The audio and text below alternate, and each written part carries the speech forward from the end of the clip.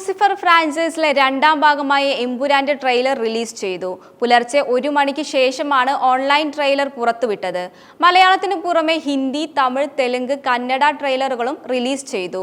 ട്രെയിലറിലെ ചില ഭാഗങ്ങൾ ലീക്കായതിനു പിന്നാലെ ഔദ്യോഗിക ലിങ്ക് അണിയറ പ്രവർത്തകർ പുറത്തുവിടുകയായിരുന്നു. ഓർക്കുക, ഈ സമയത്ത് സാത്താനെ വിളിച്ചു വരുത്തിയത് നിങ്ങളാണ് എന്ന ക്യാപ്ഷനോടെയാണ് ലാൽ ട്രെയിലർ പങ്കുവച്ചിരിക്കുന്നത്. 4 മിനിറ്റോളമാണ് ട്രെയിലറിന്റെ ദൈർഘ്യം.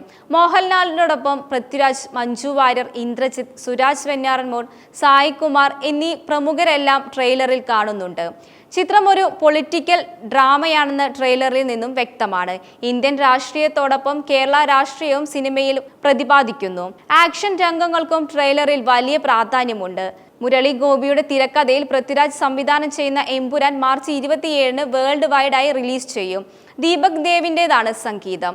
ക്യാമറ സുജിത് വാസുദേവ്. ശ്രീ ഗോകുലം മൂവീസും ആശീർവാദ് സിനിമാസുമാണ് നിർമ്മാണം.